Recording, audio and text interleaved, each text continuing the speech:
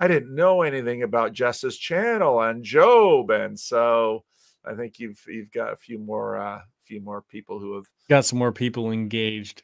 yeah. I'm happy. Like I had several people come up to me during the conference and say that they've watched the series, and they didn't leave comments, but they came up to me personally and like thanked me, and it's always kind of incredible when that happens. Yeah.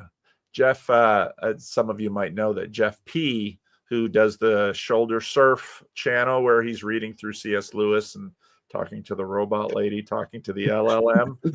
Jeff also, if you watch my original Randall's conversation with, he's a biblical transcriber. So part of his practice of devotions is to copy the Bible by hand. It's a way to sort of slow down and take it in. And he told me this week, he says, I'm currently on the book of Job. So yeah. I know, and he told me he had like personal disasters like happening in his life as he started it, and he's like, I can't wait to get done.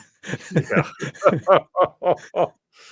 Oh, what order am I going to take these? I think I'm going to take Kale next because Kale, very well known. Number of people said, "Oh, I wish Kale had a keynote."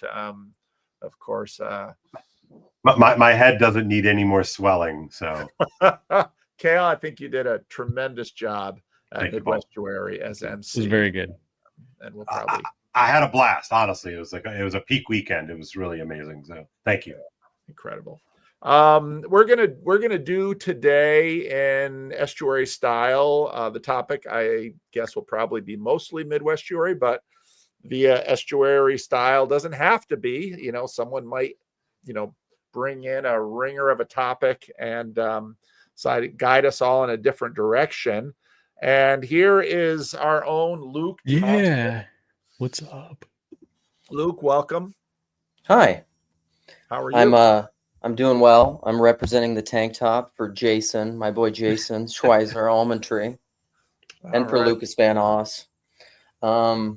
People don't need to see that from me, so I'm glad you got it covered, or uncovered, as I should say. Now, is that underwear, Kale? I mean, it's not white. Very much underwear. But I'm letting Luke do Luke, man. Letting Luke do Luke. I'm on my porch, so it's hot. I can put on this other shirt. No, not on me. Like I said, it's like I really need to shed this like weird.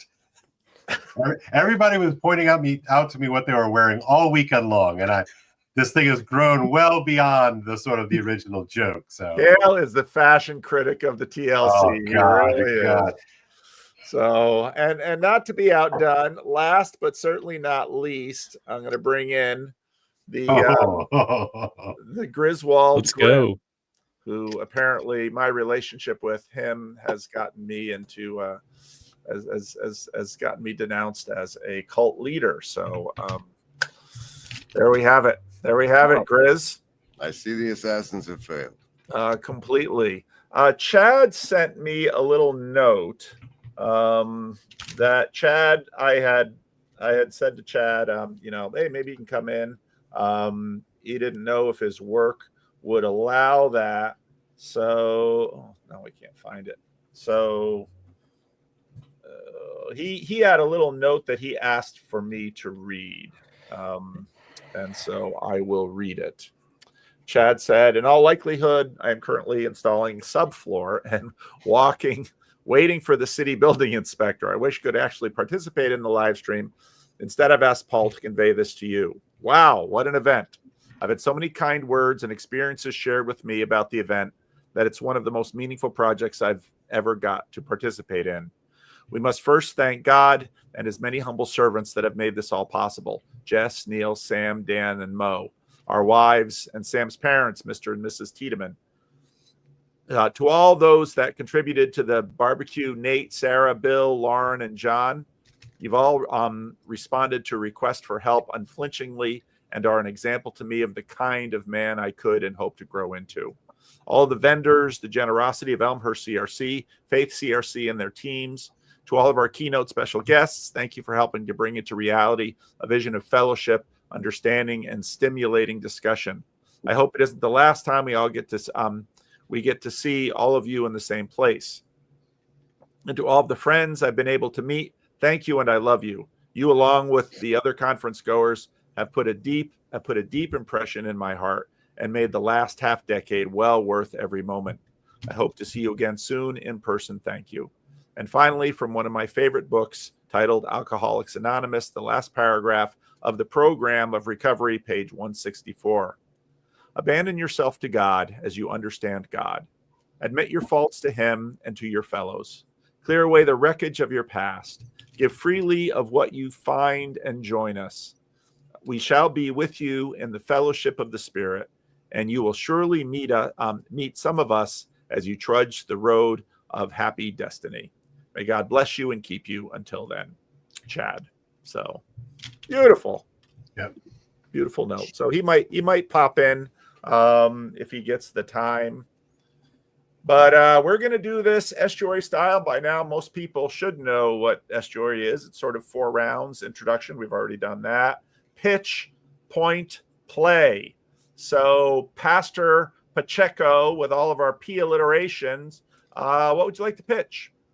Especially if we're in the context of Midwestuary and conferences of the sort, we tried to begin incorporating art. So far, we only included some musical introductions before each speaker. We ended with a song, and we had Chad put together a bunch of the branding videos. But I'm very curious what other people think about including art, music, visual arts, maybe interpretive dance, and Luke doing interpretive dance in a tank top and a leotard, incorporating different artistic aspects into what we're doing in terms of conferences and other aspects of this little corner. Okay, thank you, Mo. Jess, what would you like to pitch? I like to pitch wisdom. Paul, sort of the ongoing stuff that you've been talking about in that panel discussion with Pvk and Peugeot, and then the videos that you made afterwards. I only saw most of the one you made the day after. But what is wisdom? How do we know it? John Vervaeke has some very great guidelines of like how I think to get us started. But then to throw a monkey into the wrench, we throw the book of Job in, because Job sort of contradicts some of Vervaeke's signs of wisdom. And so the question of, is Job wise or not, all of a sudden, or what is Job's role then if he's not wise, or if he has wisdom, what type of wisdom is it? That's my pitch. All right. Thank you, Jess. Kale, what would you like to pitch? I'm going to go ahead and pass. All right. Kale's going to pass, and you're putting pressure on me to pitch. Luke, surely you'll pitch something. Yeah, I think so. I got together with my local Minnesota crew, and we started talking about a Minnesota event. We're thinking about it. And I think my pitch would be the effect of place on TLC events, both geographically, but also even within your region, like the building, the setting, the medium of the event. Okay. I write these things down because I have faulty memory. Mr. Griswold Grimm, General Gaius Grimm of the Third, or we're the Second LARP Ingression Protocol? We're about to be into the greater regional ingression protocol. So okay. Hold off So on what would you like to pitch? Prophilicity, parasociality, and panels at events like this. What was the middle P? Parasociality. Yeah. Like the micro celebrity supernova phenomenon. The number of cameos at the barbecue, make explicit that's all that we all felt regarding that. Okay. Was what my pitch is. Yeah. All right. I think I think part of I've been after this event. People have been asking me about estuary. There's been an uptick in people that have been expressing interest in estuary, especially from churches, from some CRC churches, which encourages me. And so I've been doing a lot of estuary selling over the last, since the conference. But I will pass because I said kind of your role as moderator gets bound to you. Make sure there's enough on the table. I think there's enough on the table, even with 4 pitches. So I will pass. And now we will point. Mo, what would you like to point to?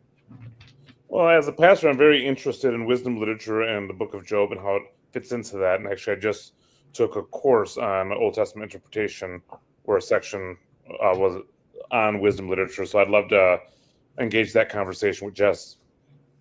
All right. Mo points to Jess. Jess, what would you like to point to? I'll point to Luke, place as having some importance for these type of events, but also had some conversations during Midwestuary just about, I think it was in response to Rod Dreher talking about pilgrimage and just like American pilgrimages. And like, we don't have old ancient religious sites that, we have some that are maybe Native American or that are older than our, when the pilgrims came. But other than that, we have, what's a sacred site in America? What would you pilgrimage to? How could we think about that in terms of like when we're planning these kind of things and where we should gather and that kind of thing. All right. Kale, what would you like to point to? Sure. So just so I'm clear, I am not allowed to weave in this stage. Is that correct? You can weave. You're allowed to weave. Jess is telling me no. I'm the host. You okay. may weave. Okay.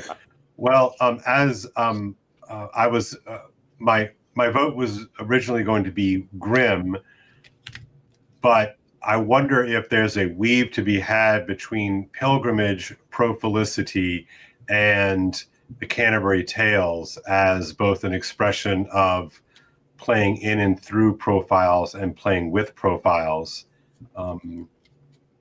There's a lot there, Grimm. But I guess I'll point to Grimm because I really would like to talk about Pro-Felicity and parasociality because if this is the stage where I can be a little personal, like that was totally shocking to me. And I don't know why I was shocked by that, but I was just blown away, humbled, and just, blown away. All right. Kale gets his first experience of the other side of being a being of light. And it is also disturbing. It is. All right. Lukey Luke, what would you like to point to? Can I think I want to pass. Can I pass this one? No. You can't pass You during the can point. weave, but you can't pass.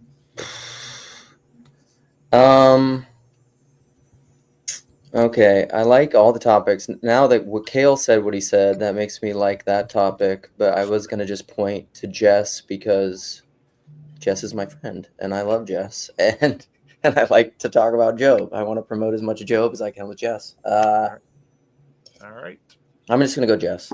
Okay, good. That's really helpful for me. All right, Mr. GG, what would you like to point to? Well, understanding democracy the way I do, realizing that we're stuck talking about Job again.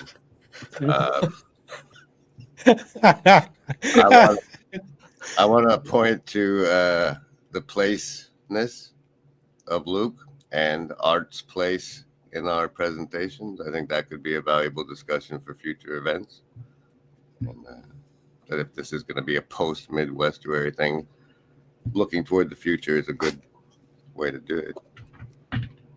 Well, I sort of have the tiebreaker because we've sort of got 2 points to Jess and 2 points to Grizz. And I'm going to, boy, that's tough. I'm going to point to, I'm going to do a little weave and because of that Kale wove and try and weave a little Jess and Grizz, because one of the, at least in Reformed tradition, there's, you know, one of the aspects of wisdom literature is that it is located within the domain of general revelation. One of the things that you notice in wisdom literature is that in Proverbs and in other elements of wisdom literature, there is an integration of non-Hebrew wisdom into the writings. And that's an element that, you know, there's always sort of behind the scenes. You have the Jerusalem versus Athens tension in the corner. And that really comes through with Eastern Orthodoxy, because one of the things that happens with Eastern Orthodoxy very early on is this real working at trying to integrate Platonism with Christianity. And some might argue that for some, Platonism or even Neoplatonism sort of either gets subsumed in Christianity, or Christianity gets subsumed in Platonism and Neoplatonism. But that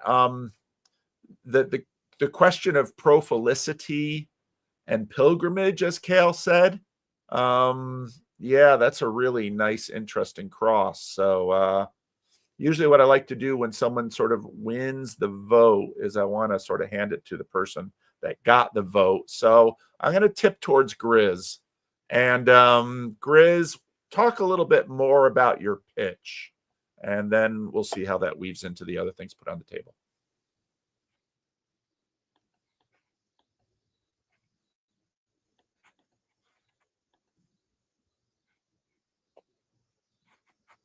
Corn. You're muted. Sorry.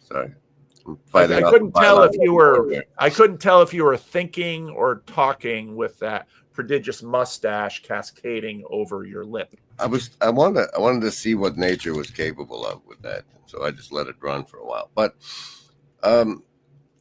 being I think it's a pico celebrity is what we finally come down to versus nano or micro. But being one, like this whole, especially at the barbecue, where it was like everybody who showed up was a cameo. And so there was this way that the part of the experience for me was the feeling of what I assume would be like a long-running TV series. Yeah, like I kept thinking of Norm. Right, that it's like these are the rest of the cast, and I'm first experiencing the behind the scenes. That's, I don't know. There was that aspect of it for me, and I don't know like how that relates to the pilgrims who show up, and like how much of it's on all of us that appear on screens to acknowledge that when they come up to us. You know, we have to be more outward facing than we might otherwise be in the environment. That is and boy, you know, I've had a little bit more experience with this because, you know, let's say we go back to Thunder Bay, and also as a pastor, you have some of that. A pastor is sort of a minor celebrity in their own church to a degree because you're up on stage, but the camera distorts, and this is part of the, you know, when I think about the value of large events versus the value of small events, I find that, especially if you're in a little group of 8 to 10 people in an estuary, that dynamic of the illusion of the screen begins to recede quickly, very quickly. I'm not a celebrity. My status doesn't have the sort of distortion field it might bring, but we can begin to know each other much more directly in real life. I think that's a super important thing, because the celebrity distortion field impacts both sides of the field in often a deleterious way. And what's interesting is that, you know, I sort of brought you on here because in terms of, let's say, screen exposure, Mo, you've probably been on screen the least. Jess has his own channel, but not everybody in the TLC might know Jess. Kale is around. Luke and Grizz. I mean, you two are sort of, really anybody who's deep in the TLC and gets to a certain level, they will have, let's say, done a pilgrimage of sorts to Grim Grizz's channel and, saw what his channel is, or to Luke's channel, got in touch with the fancy Luke words that are used at Luke's channel. So yeah. And that's a thing. And it's something that I think in some ways we're trying to do something counter narrative here in terms of using YouTube. We're trying to, in a way, use YouTube against itself, use social media against itself. And this is an issue and a barrier that we face. So, Kale, I'm interested to hear a little bit more from you, because I think for you, this conference was kind of a real experience of, oh, more people watch my channel than I knew. I am not just sort of one of the regular guys now. I've been elevated. What do I do with that? Yeah. I even though the population of school changes every year, with the seniors graduating and the third formers showing up, in just a couple of days here. I live a fairly obscure life. I really do. Again, this is like, I'm just telling you how I was thinking of this. And much of what I do, on the YouTube thing is, I go in my little barn, or I go here in my room with my many books behind me, right? And just talk into this camera. And it's just a weird thing. I mean, maybe I should have thought more about the fact that people watch my videos. But in terms of my meat space reality, I'm still fairly obscure. Like I would imagine that maybe 2 or 3 of my colleagues know that I even do this. I mean, they, so, and, I did that show with Rod, for what I did for a couple of years. And I bet a couple of people knew that I did that, so it was really humbling to me that people, like, number one, were a little bit scared to come and talk to me. Like they were kind of sheepish about, like, oh, and they, they're calling me Mr. Zeldin, like, which is, and I get it. And I do play that role all the time, right? I mean, I put on my tie and I put on my blazer and my khakis and I play the role of prep school teacher, and I'm Mr. Zeldin. So, but it was wonderful to and people wanted to talk about, like, teaching stuff, inside baseball, like, what do you do with this? And like, that was just pretty amazing. And, and had people come and they wanted me to pray with them. And so I did. And like, that's, I'm sure this doesn't come as a huge shock to you all, but in Roman Catholic circles, that's a little bit odd for a layman to go to another layman to ask. Now, I have a little bit of experience with the whole charismatic thing, so I've become, and I spent a lot of time with evangelicals, especially when I lived out in Los Angeles. So I have kind of developed that muscle a little bit, but because my real life world, my meat space world, is so obscure, I was just just taken for quite a loop on that one. Not in a bad way. I'm not, no complaints here. I hope people understand. I'm not complaining about it. It was just, I just keep coming back to this word. It was just very humbling. It was just very humbling. So, can I just add one more thing, yep. Luke? And I'm very glad that I made the decision, like, early on with all this stuff, to, use my real name, even though it's gotten me into hot water from time to time.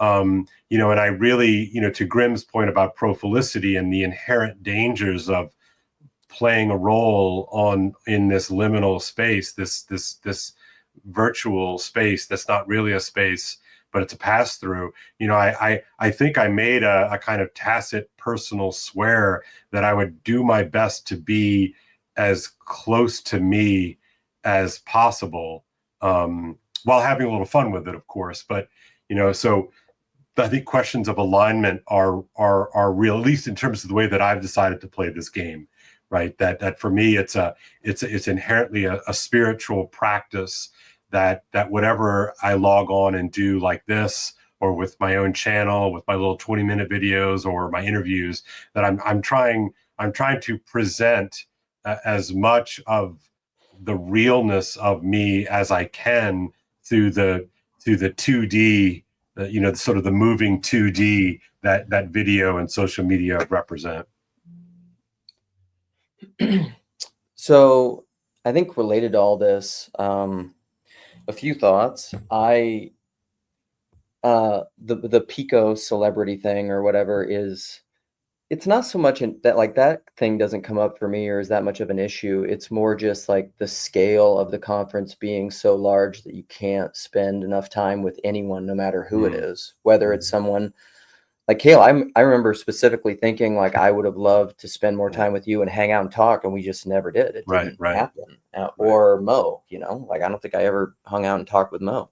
I got to spend a lot of time with Jess, which was great. But or even PVK, because you're just there's something too that I have even like I loved Elizabeth, and I got to hang out with her a little bit at a game before all this started, but I was wanting to come up with her and talk to her about communes and things, because I've been, probably not much of a surprise, interested in communes for forever.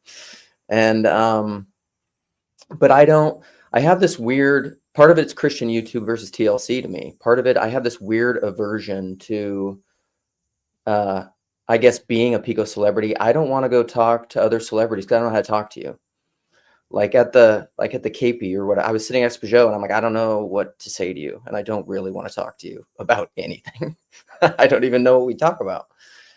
And part of it is the way that I run my channel, even Grimm, like PVK, when you say Grimm's channel is unwatchable, to me, that's a feature, not a bug. Because like you can't, it's the steep slope part of TLC that I love, and it's non-scalable, which I love it. I love things that are intentionally non-scalable. My channel, like Demir was in my group and he kept telling everyone about my channel and how great, he's like the biggest hype man in the world in like our estuary.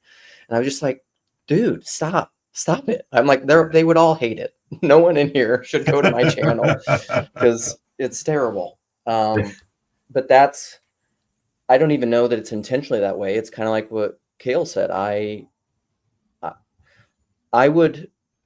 don't think I'm any different online than I am in real life, really. It's the medium's going to be different, so you're going to see different things. But I don't talk about my family nearly as much as I would in real life. That's a different thing, I suppose. But I don't know. The Christian YouTube versus TLC thing is very different because I do think we're very different. And Chicago was the most Christian YouTube of the events probably that we've had, because of celebrity and scale and Rod Dreher and big names and people coming who probably don't really understand what I think is the heart of TLC, which is the randos, the personal stories, that stuff. And it's, I mean, part of, Rod Hare and I always talk about my, because Rod, I think about Rod Hare and Aaron Wren. Because Rod Hare always says, TLC has not, with the possible exception of Grim Grizz, TLC has not adequately thought through the financial aspect to this. And, I listened to Rod. Rod's got a ton of wisdom. I really appreciate Rod. Rod is sort of an elder statesman in this group of mostly people younger than I am. Rod's a little younger than I am too. But the other aspect I think about is the mask, and Mo will know this too, because Mo in fact has in his thing Pastor Moises Pacheco right there in his than is little underneath. And I am, as a pastor, you're always working with the fact that the community requires you to play a role, to in a sense put on a mask, and masks are earlier elements of prophylicity. When, let's say, the shaman, or I spent my summer in Native American sites, when they would put on a mask, they become the god, and they have a function within that community to play by virtue of the mask. And Protestants have long sort of been playing with this because, for example, I was playing with Cale a little bit in the 60s and very early 70s. My father would wear his clerical collar. Clerical collars are coming back in terms of even Protestant clergy, even Christian Reformed clergy now. But Aaron Wren's, sort of pushing back against Protestant egalitarianism is when you have a place in a community of prominence, and I think everyone on this live stream does, and that's why I gathered who I did here. All of you have a place of prominence in the TLC and in other communities. Cale has a place of prominence. He's a school teacher. Mo, and so we all have those roles to play. And so sometimes you have to don the mask, and sometimes you have to take off the mask. And then this is where it sort of crosses into Luke's topic of space, where you have to know the space, because one of us here in this group masks his name, and one of us in a sense LARPs on his channel, and that's a function of, let's say, this sort of gets into then pilgrimage, sacred space, because he in a sense wears a vestment, because his channel has there's a placeness to Grim Grizz's channel that there isn't to some of our other channels. And so that is connected with this question of, okay, who are we? How does the screen distort?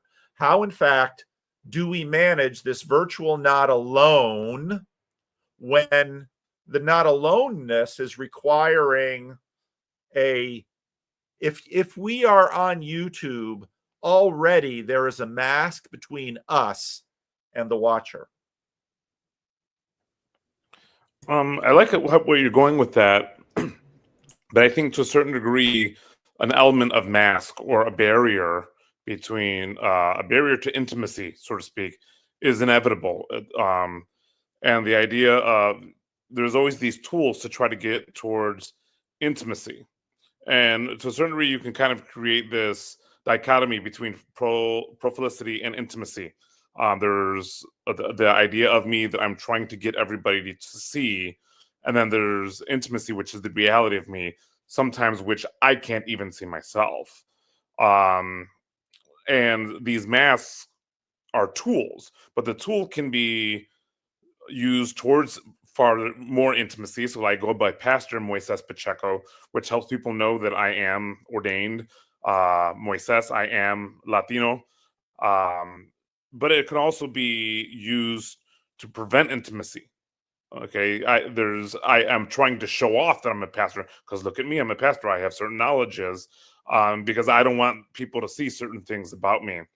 And we don't always know which one, especially if we're interacting with somebody. If I'm interacting with Cale, I don't know if he's using this as a way to prevent intimacy, to prevent me from seeing aspects of Cale, or if he's using this because he wants me to see the deeper parts of Cale.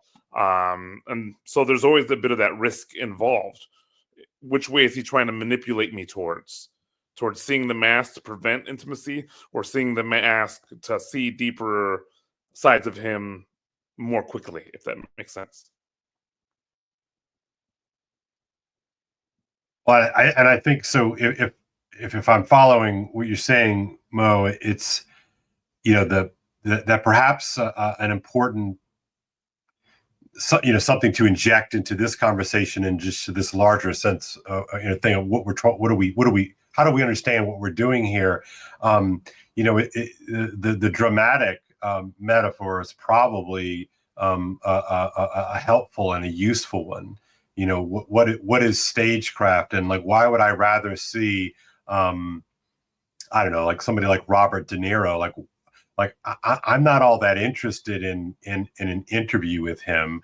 I would much prefer to see him pretend to be, some conflicted, bloodthirsty mobster, right? That a real actor should be kind of boring in real life, and or shy or what have you, in order to protect the attention that he commands when he's in front of a camera, or if you think of a performer, like a rock performer or whatever, just some sort of musical act, that there's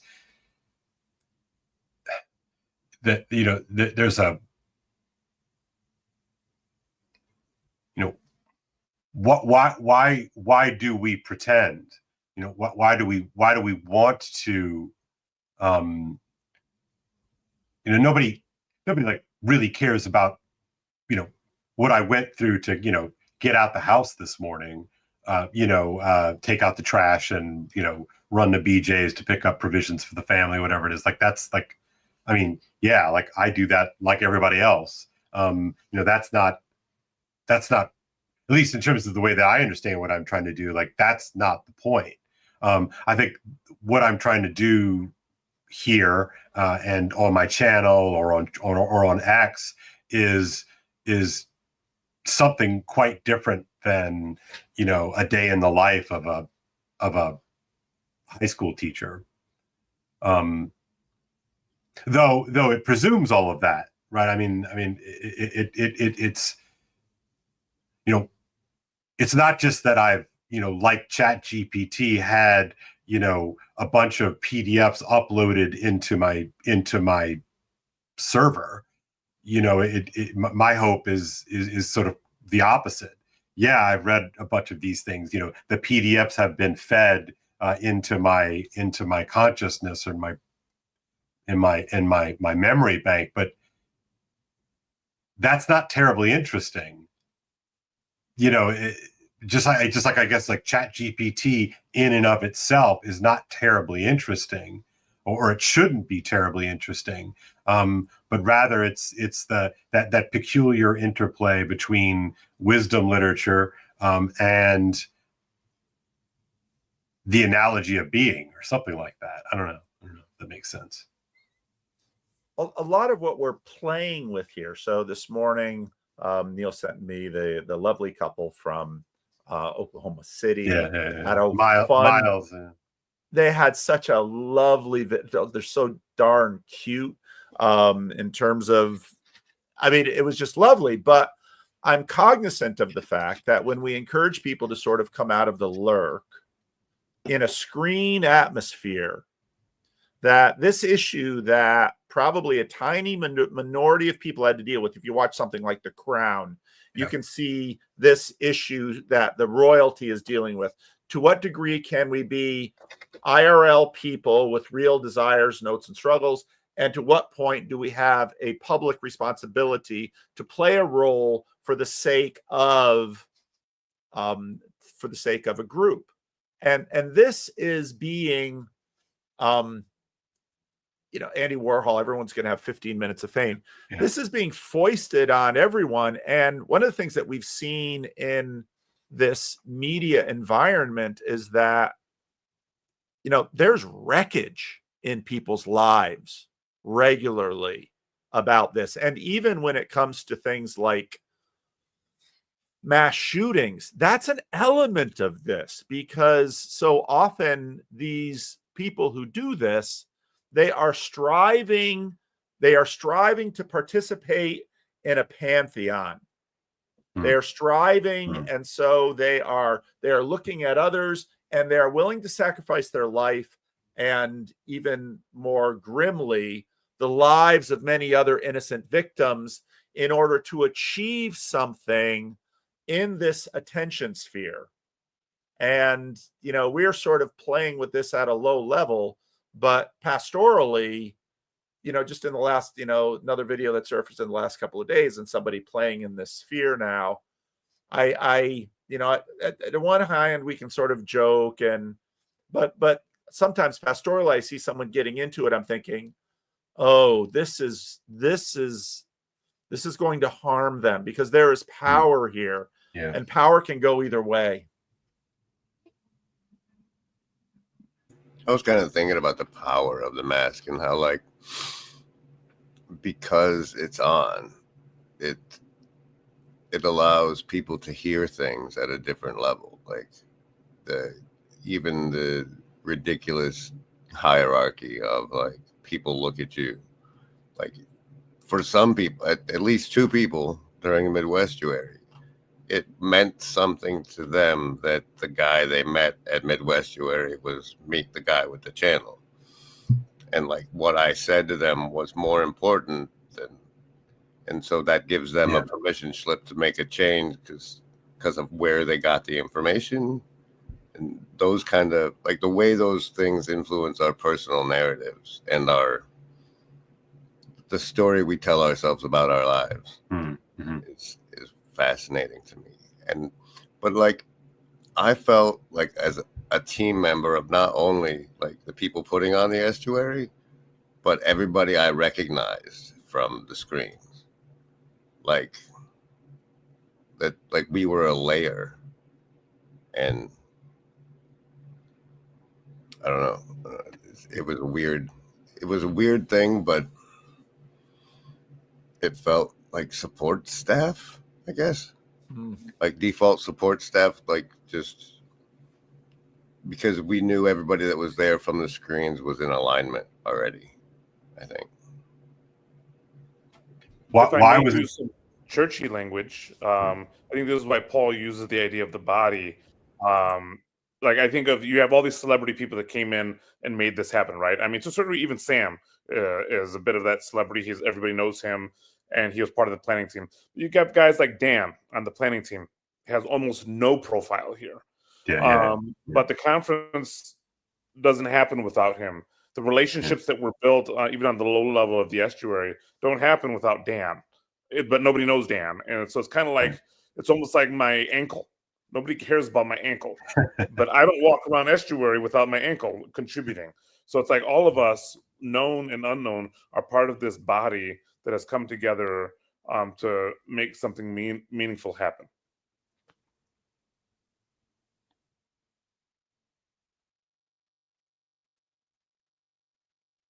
And there are major players in this space that intentionally stay cloaked. And some of have met them, their names. And of course, this then incites questions of conspiracy. And if they're not, it's not like nobody's saying, Dan didn't say, Mo, don't say my name on the internet. Jess P, there's just, his last initial instead of his whole name. And so, again, we are working and living in a really interesting time and space. Now, LLMs came up obviously at the conference, and once the videos come out, I think a lot of people will be very interested in some of that LLM discussion. And obviously, the LLM discussion has sort of raised my salience with respect to these machines. But that's part of it, because we are, in a sense, the cost of becoming a god in our world today is sort of a Gmail account and a viral moment or a little bit of cleverness by which you can change world history. And whether it's, there's a spectrum here, whether it's whether it's a teenage girl who looks really good and has a clever dance and can, rise to the height of TikTok and then use that to leverage. I mean, I guess Britt, Hartley, who I did some videos with before. I mean, she sort of rose on TikTok, has this Mormon deconstruction story, and is leveraging that into That's now her day job. She is now an internet famous, an internet celebrity. And whereas before you had gatekeepers of universities and all of those things, now to be a god, what does it take? Now, and also to be a fallen god or a failed god. Someone mentioned Milo Yiannopoulos. I hadn't seen Milo forever, and I saw Milo and Candace, what's her last name? Owens having a conversation together, and it's like, wow, what kinds of gods are these? What kind of a god is Kanye now? Because we are really in the time of gods again in that sense, but these are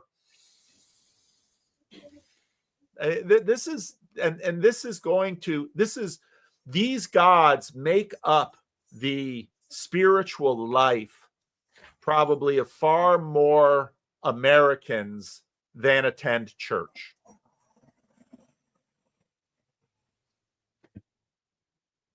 By the power of set.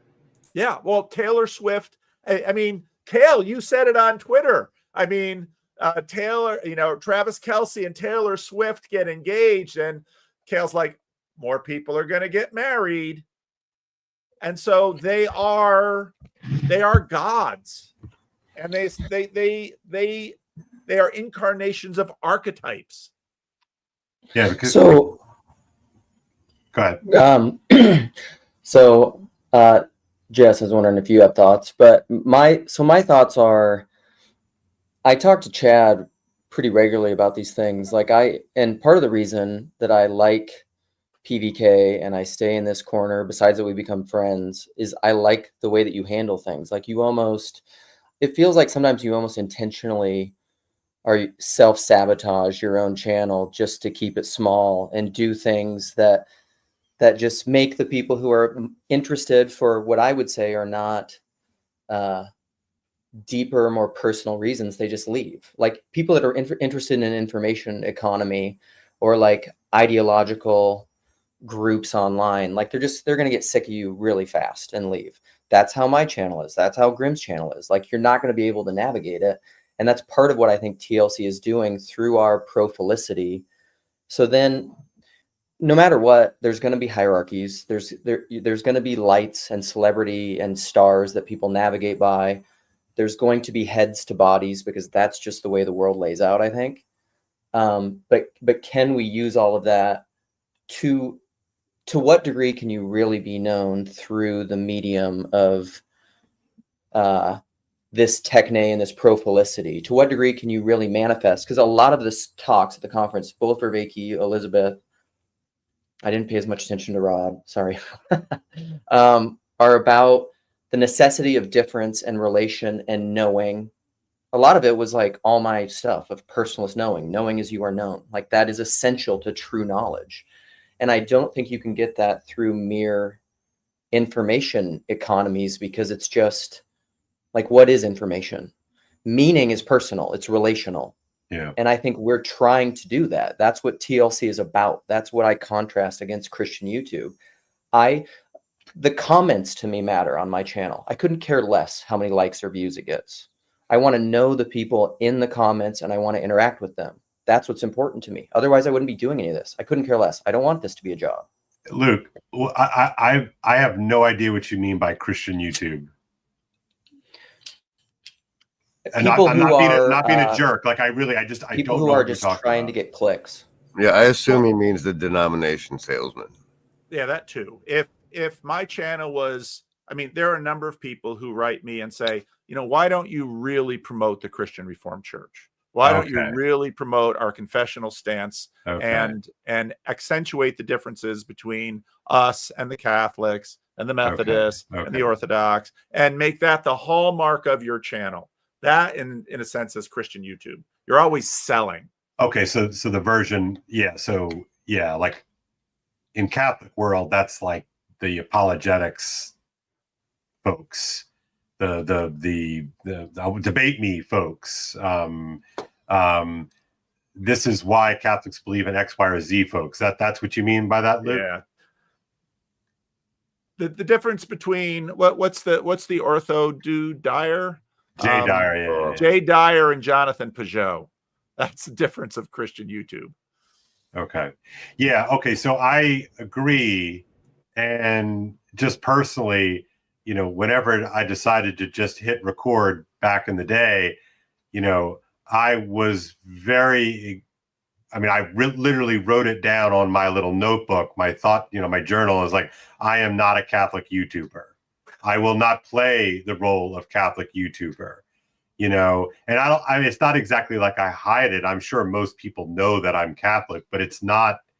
And I even talk about Catholic things from time to time, but I have a kind of an allergy to that, an allergy to that as well, Luke. And I think I want to add to that. Luke was talking about the relational aspect, and not just being information, and that's why I think these conferences are so important, because they bring in the embodied aspect of it. Kale, I think, tweeted he didn't understand how important it was to hug some of these friends that he's made, and I do think that's significant, is getting there. These big names draw people in, but it's important that they're drawn in to be there in person to hug Kale. This will sound really weird, but to smell.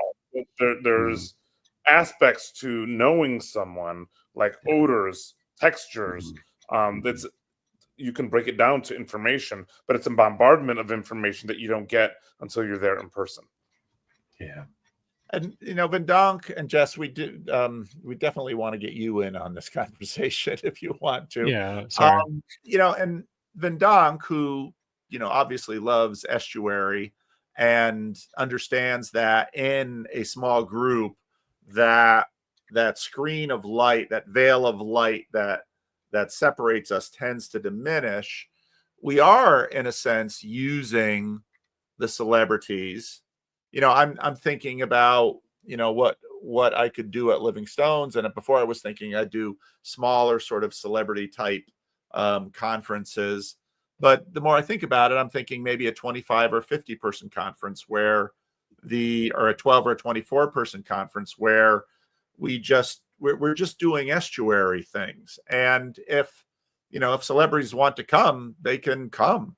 I'll comp Jonathan Peugeot on the fee, so that Peugeot will. But the point is, we're not going to do the stage event. But yet, I also see the benefit of having the stage event and the in-group, the back and forth between those, which I think Nate worked really well at Northwestuary, was a potent thing. And I think we'll probably see some of that in Southeastuary.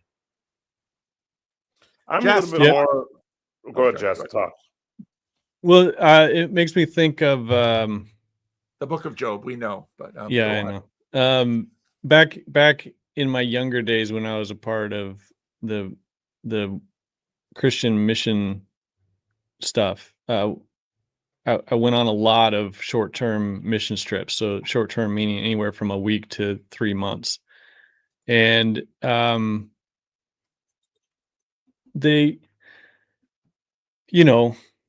is that real life when you're with these people for the 1 week to 3 months? And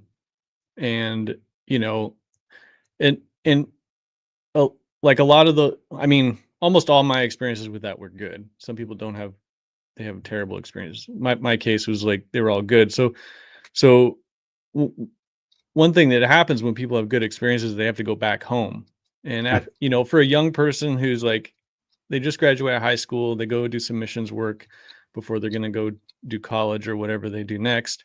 One thing we would have to do is we spent some time debriefing and really, like, I think even some in some places they actually do like follow-up calls after they get home, because it's really a problem. Like it's like disheartening. You have this sort of spiritual high and you come down, and then you're dealing with all the same people that you had to deal with before. And it gets to, I just started watching that Matthew Peugeot video about identity, and Kurt asked him at the beginning, he's like, who are you? And he's like, well, my identity is like, I kind of know who I am, but also people tell me who I am, and I don't have to necessarily accept that, but I could fight against it, but it also plays into how I'm perceived. And so it's all this, and he kind of talks about the complexity of that. And so when we're in this like a spiritual high situation, and I would say mid-Westuary was that for me, there is a sort of identity that I have at mid-Westuary or any spiritual high situation because of how people see me or view me, whether it's micro celebrity or just me in this situation at this self, as this self, on the mission field with these people. That's how I experienced it back in the day. And then me when I'm back home with all the people that I went to middle school with, they see me as different than, and it isn't even in the Gospels where Jesus is like talking about how a prophet isn't welcome in his hometown. And one of the ways that people dismissed him was they said, we know his brothers and his mother. Like, we know who he is. Like, why would he, and he had to like kind of leave that. And so there's this weird tension, like, am I really my true self when I'm back home shopping for groceries? Or am I my true self when I'm on the missions field with this missions team?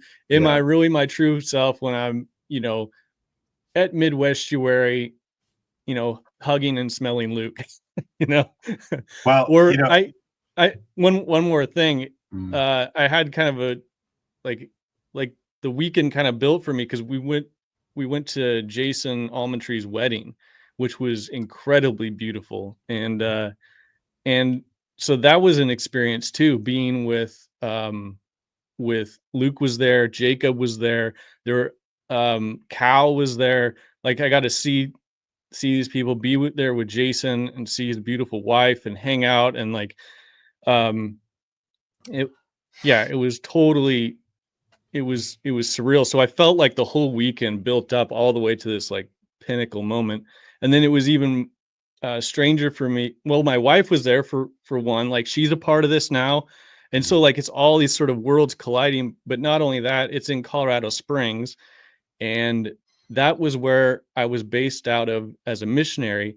And a friend of mine came who I hadn't seen in 25 years. And we did missions work together. He was like 5 years older than me. So we didn't necessarily hang out, but we did spend 6 months together in a school. So we knew each other very well, but he came to the wedding to meet me, but he's an Orthodox priest now.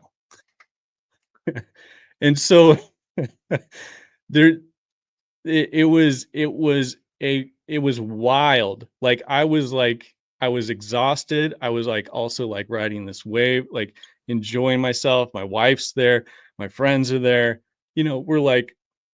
We're sitting at this table in the basement of an Orthodox church, listening to like just party music, and everyone's dancing, and like, and then my friend, the priest, is sitting across from me. Like, it was completely wild. Now, I'm just thinking of this in terms of how we are perceived, how people see us, how we view ourselves. Like, who am I?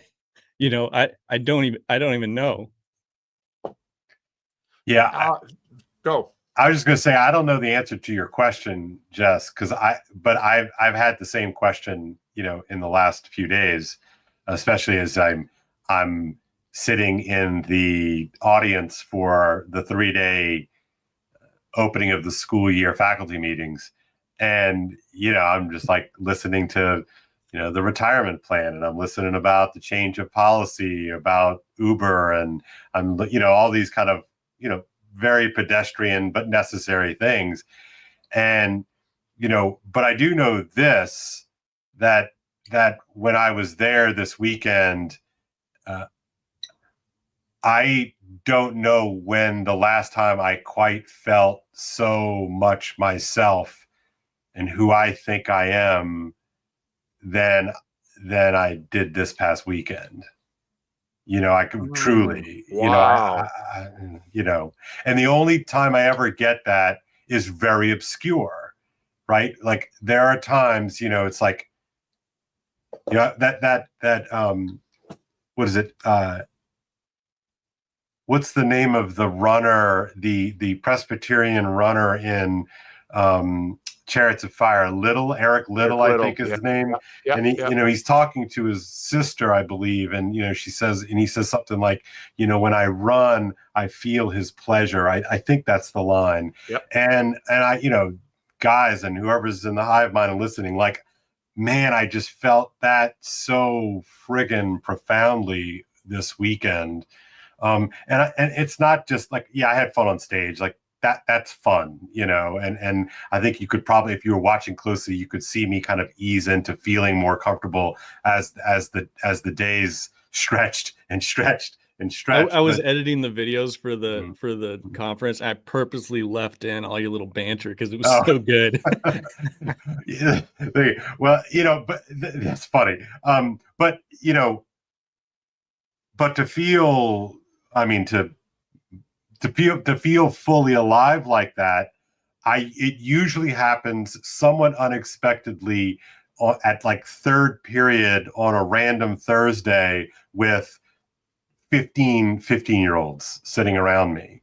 And like, that's great. And like, that's the juice that kept me back, keeps me doing what I do, but it's still a relatively obscure thing. And so, I mean, how much, Jess, like how much do you remember from sophomore year English class, middle of, November, right? Yeah.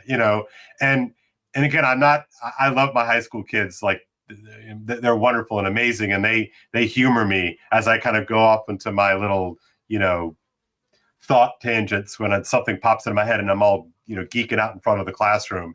And like, I know they get it on some level, like, oh, like Mr. Zeldin is kind of in his flow state right now. He's in that zone. And like, they're very appreciative and they're very kind and polite. And they always say thank you on their way out. And some of them will even say, man, Mr. Zeldin, that was really good today. And that's fantastic. It really, really is good. But man, y'all were talking about scale earlier, like to have that feeling in front of 300 people is just like, I don't know what to do with that. I just, like, personally, like, I don't know what to do with that because, reentry is reentry. And so I come home and who's going to feed the dogs? Who's going to empty the dishwasher? Who's going to take out the trash? Who's going to sweat over the checking account to pay that first tuition bill? Like, all that stuff is also very real. But, part of you wants to say, like, man, did anybody just see what happened last weekend? Like, that was cool. Like, I was pretty good, but my dogs don't give a rat's behind. Like, they just want to make sure they get some stir-ins for the dry crap, Like, What is it? We got calls for you to respond to this, Grizz, because again, Pat, I can identify with what Kale says there. And it's a big part of the TLC because a big part of this thing is people come to a conference like this and they're like, I'm with my people. I don't have to small talk. I can unapologetically use the fancy Luke words with Jess and everyone will get me. When Jess was talking about the spiritual high aspect of it, and then like going back to grocery shopping, it occurred to me that part of this parasociality thing that we have going on is that the times we're in communion with the screen are also times when like all of those realities have been handled. So like all the things that we don't want to do, or all the things we see as things we have to deal with as part of our lives that get in the way of being what we really want, which is to sit in front of the screen. And then in those at the event, the person that's sitting in front of when all their other stuff is done, sitting in front of the screen is the person you're embodying at the event. And so I don't know, I think, and that's a great point because, one of the things at an event like this is Kale can't leave the stage to get water, so someone will bring water to him. And right. there's a hotel that does not happen in my life. Right. There's a hotel room waiting for Yeah, you, yeah. and someone will take you where you need to go. So that's a great point, Grizz. But Yeah, I'm curious. Go ahead. Go ahead. I mean, a high point is, I think, the way to think about it, and you can't necessarily live on top of a mountaintop, so you come down, and so how to. I mean, I'm just trying to think of it in terms of like, who are we? Are we only our true selves on the top? Are we only our true selves when we're grocery shopping? And there is something to like when you're in the grocery store and no one's watching you or no one, and then how you treat the cashier and how you act in the store is who you truly are, or behind closed doors where no one sees you, or where you won't get caught, or like, is that your true self, or is your true self like being Kale and just like, I get to do something that I love, and like I just feel like I I don't think we can necessarily boil down identity to either one of those, or to, but it's sort of like be thankful for what you have when you have it, and at least that's what I have to do, because I just loved it so much. What am I supposed to do? Like, kind of be like, oh, that wasn't real. I mean, what am I? Enjoy it, but feel bad about it. Yeah. Climbing the mountain toward the next one. What's that? You start climbing the mountain toward the next one. Right. Yeah. Which is the libidinal pursuit of the lack, and Peter Rollins would be the only speaker I want at the Minnesota conference. So the thing that I thought about, though, is I become all things to all people, that for the sake of Christ I may win some, combined with McLuhan's the medium is the message, and in Christ the medium and the message are the one place where they're the same thing. And so when you are what the situation calls for, whether it's on top of the mountain or whether it's doing groceries, you're manifesting Christ to the world in every medium. And I think what TLC is about, contra to the mammon of Christian YouTube, is we're trying to do that through this medium, through these screens, trampling down the algorithm by the algorithm.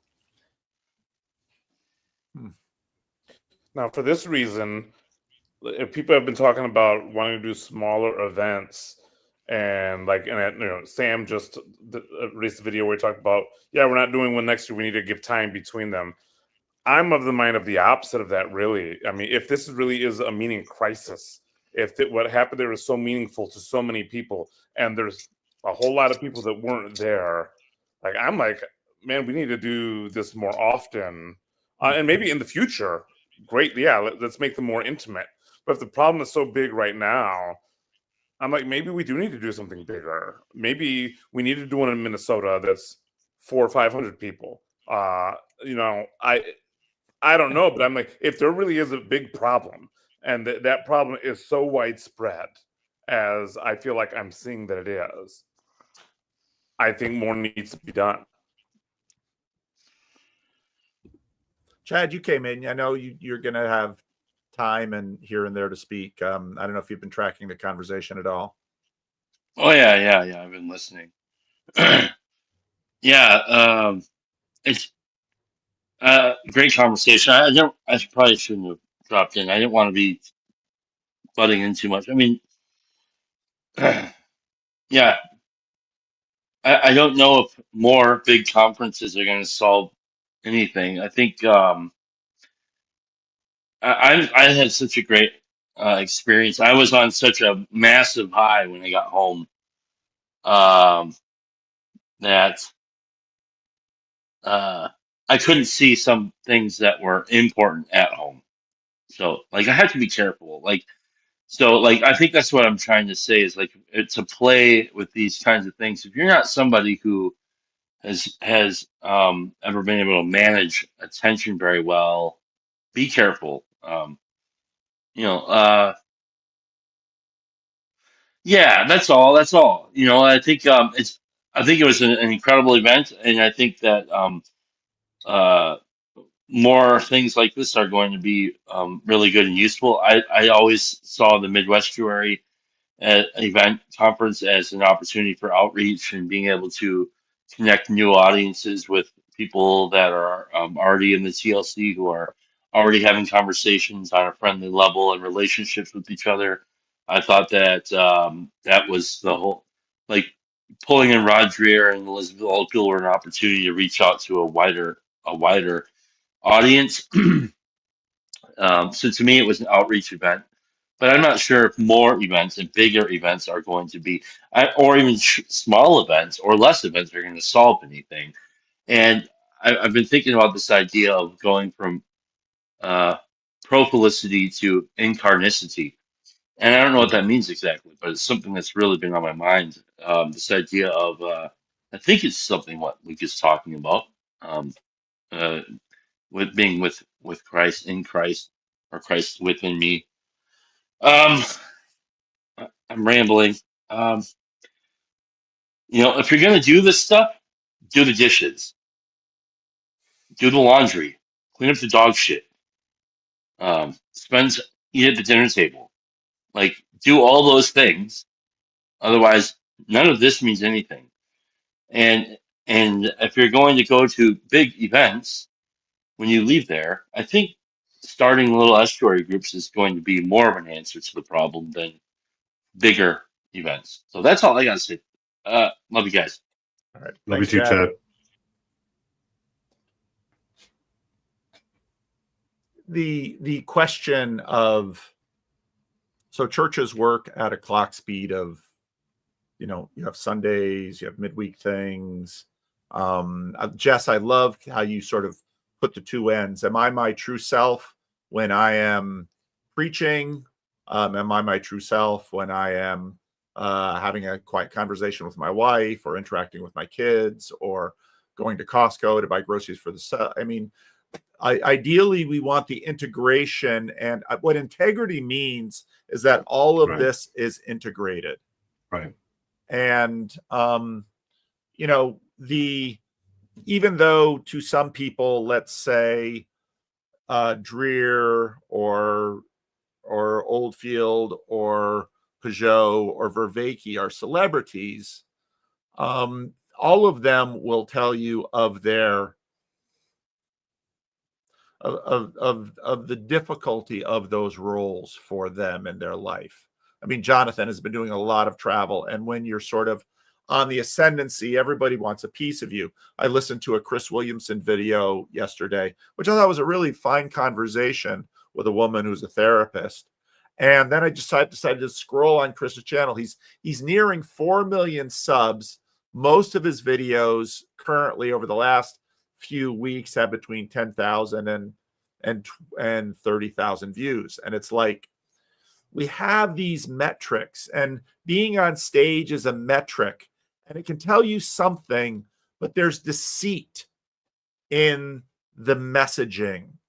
And then when I look at Christ, on one hand, the things he says about himself are just astounding. And then, and then when he gathers his disciples in John 13, he washes the feet of his disciples. And of course, Peter pulls back and says, "You'll never wash my feet. I'm going to put you up on that pedestal." And Jesus says, "Unless I wash your feet, you can have no part of me." And Jesus just scrambles these things for us. And so you have the Mount of Transfiguration, and you have Jesus with a towel around him washing the feet of his disciples.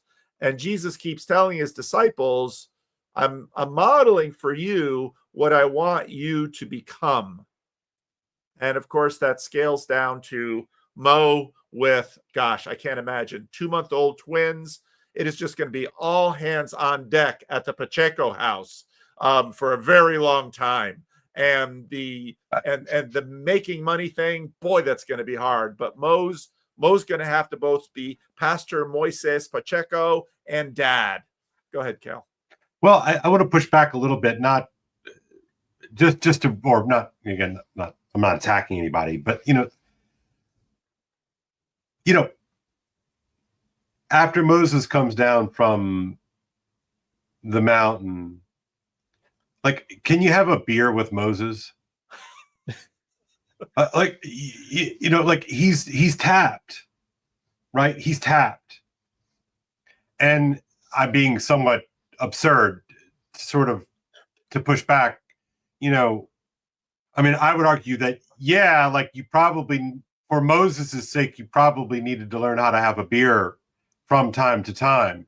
But you can't really pretend that Moses didn't have a direct face-to-face interaction with the Almighty God. But when these other guys are like, why is Moses so special? And Moses kind of takes a step back and is like, if you guys really want this job. And then the Lord cleans that up for him. Right, but that's what I'm talking about, right? I mean, you know, keep it in the register of ministers, let's say. And, you know, I know you guys can speak to this, but it's like, you know, to receive the call, to respond to the call, to experience what you do as a result of hearing and responding to that call. You know, y'all are not normal. And I don't mean that in any kind of, I mean, I know it's funny when you say it out loud, but like you're not, right? You know, Paul, you have very movingly spoken from time to time. You pick your spots, but like, what is it like to be with a family when dad is dying? What is it like to be with a family when their child is dying? Like, no, I don't do that. You know, so there's a knowledge, a wisdom, right? Because wisdom and experience, you know, knowledge and wisdom are sort of the building blocks of wisdom. You know, that's part of what the sacrifice is, to be in your role, official role as a kind of prophet for your flock. Yes, we all have a universal call to those things as Christians. I grant that, but it's not the same thing. Like, let's, you know, and so therefore, you know, and I think of, and I want to be careful, but, you know, you think of somebody like Rod. You know, you all know that I know Rod, like we're friends, and you know, and people will, you know, yeah, as you know, when you're a public figure and you say, you know, what you actually think out there, you know, you have your haters, you have your, you know, your frenemies and your enemies and all that sort of stuff. And it's like, part of me wants to push, I always want to defend my friends, but part of me wants to push back. And, you know, you, for whatever reason, somebody like Rod has been tapped. You know, and I think that one of the reasons why he sells books is because he's responded to that call. You know, what might come to one of us as a little bit of a flash of an insight or a question, like, oh, that's interesting. Rod will then like take and work out and put out there and stand behind it and put his name on the byline. And you know, there's a real cost to that. You know, so when he is in a group like the Estuary, you know, I can just see, you know, I can see ever so subtly, you know, he moves from, I'm going from conference to conference to conference, and I'm going to sort of do the drear, you know, the public drear thing, public drear thing, public drear thing. But then you sort of look around, you're like, well, wait, this is kind of a little bit of a different thing. And to see him kind of come out of that, you know, public facing mode and to, you know, listen to people and to hear people. I don't know. It's and I don't even really know what my point is, but I hear what Chad is saying, like, be the guy who comes home and takes out the trash. Like, yeah, of course. But I also think that there is one of the things I think many of us struggle with in the corner is, you know, how many times do you hear that? I have all these ideas, I have all these thoughts, and I've got nobody to talk to, right? And, you know, so yeah, that's true. That's exactly why I gravitate toward, you know, this group all the time. But at the same time, like, hierarchies, as we all say, are real.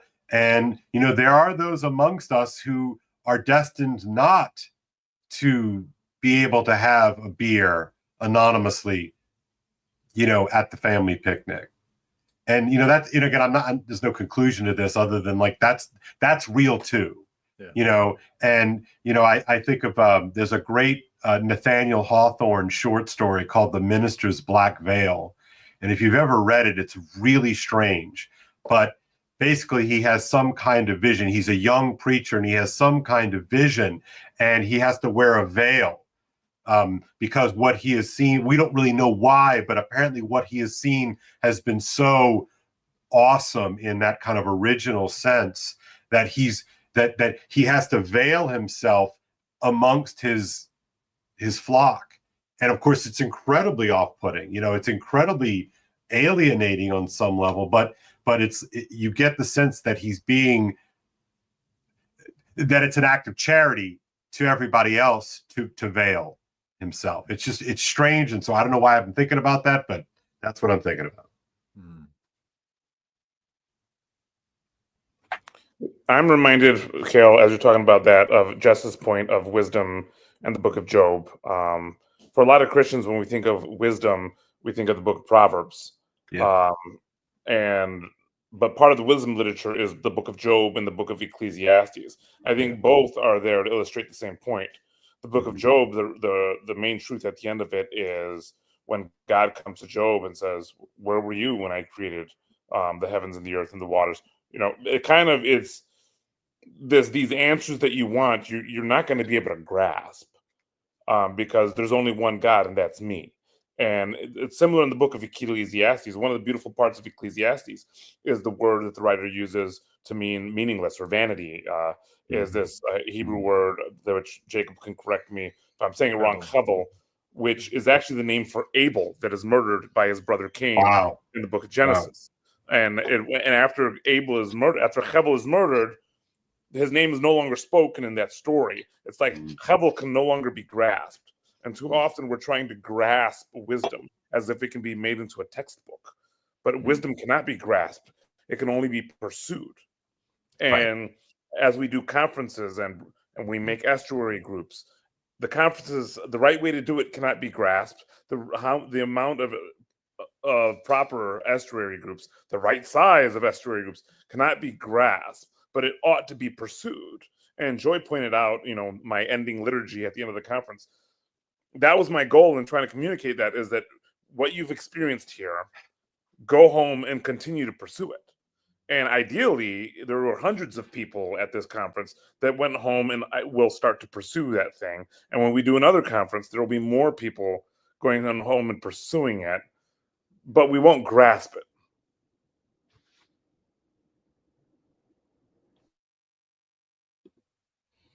I'm inclined to just start doing quotes. Should I do the Tozer quote or the Rob Bell quote?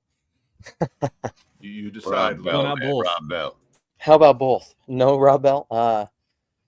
So Rob always says, like, God is he about whom we must never speak, but we must always keep speaking, and I think that's everything. He's essentially talking about things being an icon. Like you have to enact in the world, you have to make maps, you have to do things, but you realize it's never the end. It's never the actual thing. It's just part of the journey. And then the Tozer quote is, "To have found God and still pursue him is the soul's paradox of love, scorned indeed by the too easily satisfied religionist, but justified in happy experience by the children of the burning heart," which is a banger.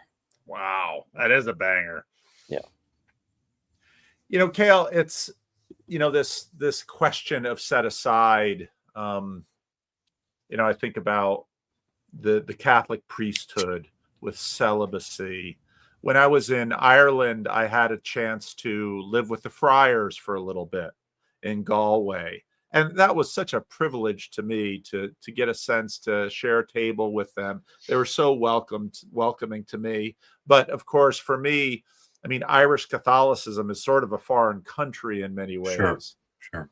And, part of what the church is, part of what the church is doing is, through the Reformation, is continuing to play with these issues, because ordination is setting someone apart. And, it is a funny thing when, my father, I wish my father were around for so many reasons that I'd love to hear him reflect on why the collar went away.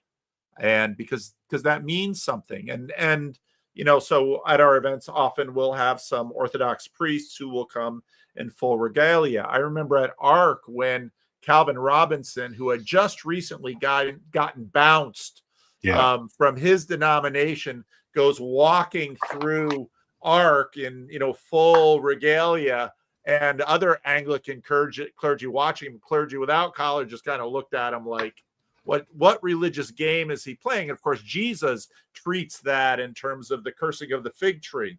So those are such important issues. And again, part of what's happening with these screens is that the realm of the gods have come down to earth. And I think this is part of the why I sort of pointed finally to Grizz's, that I look at YouTube now and I see the creation of gods among us. And there are gods of many kinds on YouTube. And it doesn't, and then you have, let's say, turn off the screen and just listen. I'll do that sometimes with certain YouTubers. I'll listen instead of watch, especially for the movie YouTubers, because it's the Hollywood iconostasis that, all these little clips from Hollywood movies and all the gods that we see on the silver screen, they're just bombarding us with it. And then they're talking in our ears. And it's like, where are the savings throws? Because this is mind control. Yeah. Yeah. I know. Maybe an unspoken tenet of my YouTube stuff is no B-roll ever.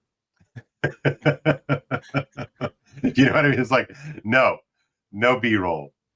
And again, this is what I think so many people. I want to get Jess to talk again, but this is what so many people I think don't understand about Grizz's channel, where there's a lot going on with this branding. What are we doing? We're using the weapons of the gods against themselves. I mean, and the owls are not what they seem song is sort of using AI against itself. And so there's a lot of that in this corner.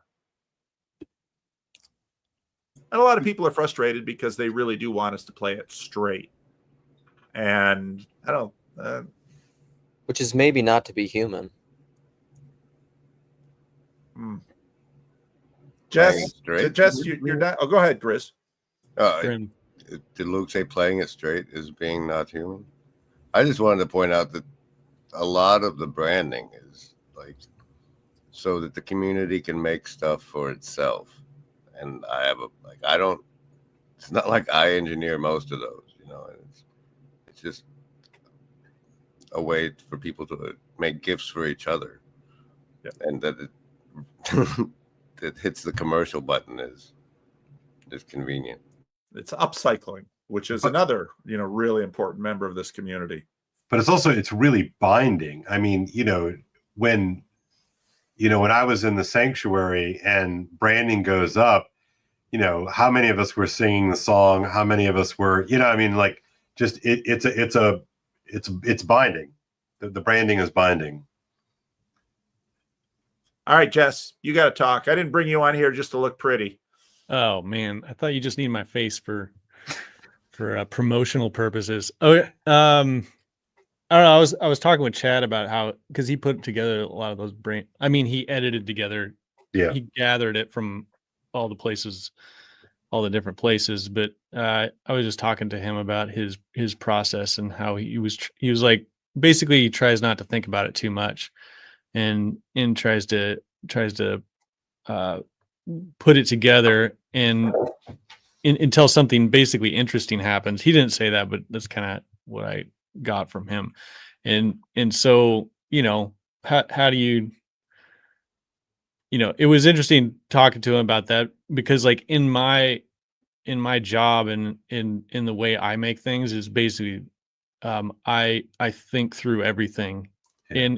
But I still am sort of guided by the whole thing is like something interesting has to happen. Like I am like, just because you think through something and you're meticulous doesn't mean anything happens. Like you can be meticulous and then it's garbage, or very, you can try to be slick and then nothing happens. So like I feel like there's some commonality between Chad's process and my own, but I try to, I spend hours on my stuff, or days, and so, which has benefits, and because I can make, I think some of the stuff I make is good, but then I can't make a lot of it, and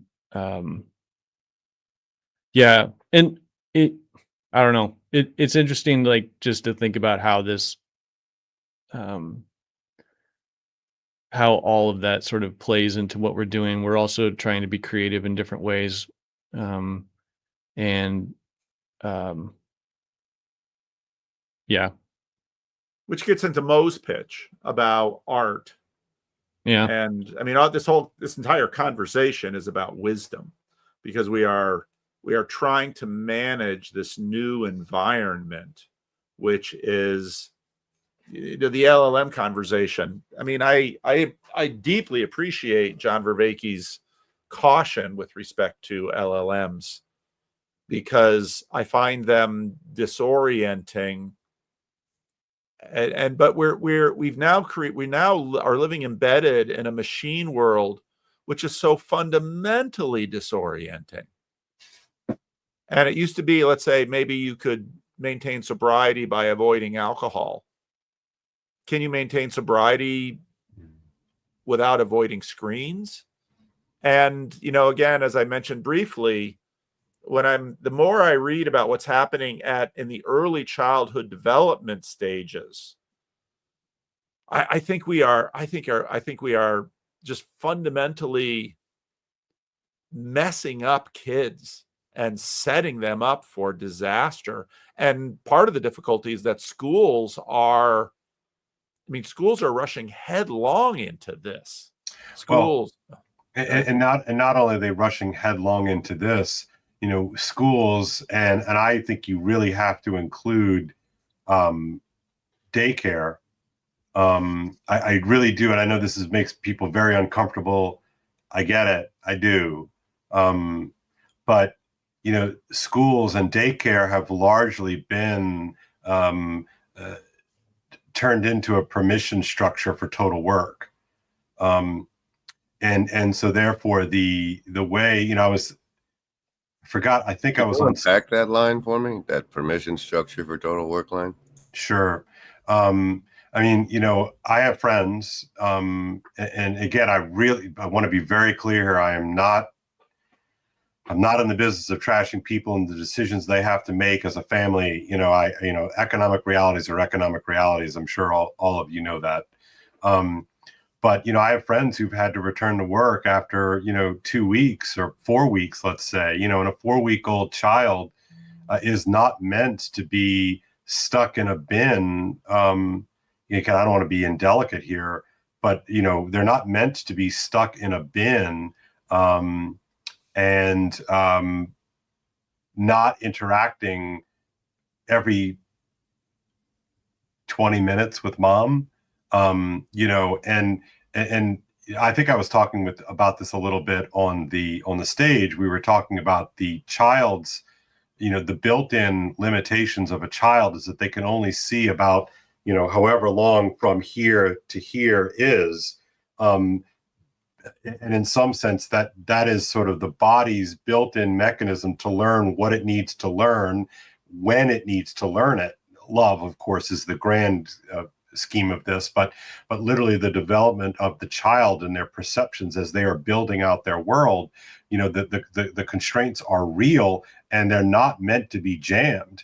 And we are jamming those things in a radical way. I mean, let's be blunt here, guys. This experiment that we're all participating in one way, shape, or form is totally novel. When I was a child, so I was born in 1973, when I was a child, the default mode for middle class folks was mom stayed home for at least until kindergarten. right? Roughly speaking. And, I think it's good if possible that the mom can stay home longer than just kindergarten, but just to put it that way, whereas the next generation, the millennials, they all grew up with mom and dad working basically. And so therefore they were in daycare. Some of them were in daycare by week 3. And I applaud those daycare workers who keep children fed and give them some degree of feedback and love, but it's not the same thing. And we have no idea what the long-term horizon is for what these kids are not learning. And what they're not learning is not 2 + 2 = 4 or algebra or Shakespeare or whatever it is, you technically learn it in school, but all that other stuff, that stuff that gets filtered out as noise. What if the most meaningful things are exactly those things that are conveyed in the noise of a mom and a child at home, at 2:15 in the afternoon on Thursday. And so we have a whole generation of people who did not have that. And again, I know you could say, well, okay, poor people don't have that. And you're right. But you could also say that really, really rich people didn't have that, and you'd be right. But that doesn't take away from what it is I'm trying to say here, right? That we are pretending that the wisdom that we're all talking about can be kind of jammed, jacked, hacked, and kind of through technologies gotten around and over. And I don't think that that's really true or doable ultimately. And so you think of things like ADHD and anxiety and depression, and everybody loves Jonathan Haidt because Jonathan Haidt is sort of telling us what we all kind of know, that the cell phones are tough on the kids, right? But it's a way bigger problem than cell phones. So does that permission structure thing make sense, Grim? So it basically gives people like, okay, well, everybody goes to work after 6 weeks. Okay. So the normalized destruction of the child. Absolutely. And you didn't even get to the fact that after the stage you mentioned, there's like only one parent in a lot of homes. Right. So it went downhill from there. Yeah. So that, so I don't know how I got here. So sorry, but that's on my brain. Yeah. One thing I've been thinking about just is it kind of connects to Luke's thing about place, because I'll get back to what you're talking about, Cale, but like I was thinking of where do we take a pilgrimage in the United States, and we normally go to, at least when I grew up in Idaho, so we went to the national parks, or we went out into nature. I mean, I got my mountain shirt on, for crying out loud, and even with my boys, like I took them all hiking, and each one of them we climbed a mountain together. And so like part of me doesn't know why I did that. I was just like, this seems like I can do this. and maybe it will be something, because I didn't talk to him while that we're on the way up the mountain. I didn't talk to him and be like, all right, we're climbing a mountain. Just remember, in times in life, things may get hard, but if you keep putting one step in front, like I didn't say any of that to him, but, and maybe I should have, I don't know, who knows? But like so much of, we have such big cities. We have so much culture around us. We have so much stuff that's built in from hundreds of years ago. We have a bunch of stuff built in from tens of years ago, and we're able to like, stare into a screen that was, basically the internet video stuff was invented 15 years ago, and now, this can be a reality for us. And to actually go out and just like stare at a leaf or some bugs or something just seems like it's so boring. Like it doesn't offer this, like, it's not exciting. There's, like I can just click through things that are dull or whatever. But, as far as like the baby looking at the mother's face, there's a way which when you behold nature, you're beholding something of God, because it's his creation, and we're sort of getting, some people are just divorced from that. I spent the day yesterday with my dad, and we had like a short conversation because he had talked to a guy earlier about just monarch butterflies and their migration, and just, there's all kinds of crazy, wonderful things like that you can kind of learn about in school, and even just when we were talking about, we're sitting in a car in a parking lot. We weren't out there with the monarchs, in whatever, but even like nature documentaries, at least it can get you uh, uh, somewhat there. So, I don't know. Those are some thoughts I have too. It's just like it's almost like there's a human culture problem that's always there, and you have to leave at some point to go out to see the world, and behold it for yourself. Like there's no, and you can be blinded by all that culture stuff, but you have to uh, come back at some point. Well, I mean, I guess you don't have to. I guess you can live in the wilderness, but it's not for everyone, I guess. Right. Rod wants us to address whether or not we're a cult. Oh, What is a cult? Cult is something that isolates you from everybody else. Oh. And so in that vein, I don't think we qualify. And it depends on which way you're using it. Like all culture comes from cult. I mean, Peugeot said that, so it's true. It's a fact. Yeah, Right, but if he's using it in the sort of the popular idiom, right? It's fair. It's a fair question, but I mean, I think Grimm is right. Look, if you study cults, you know that they have certain markers against them.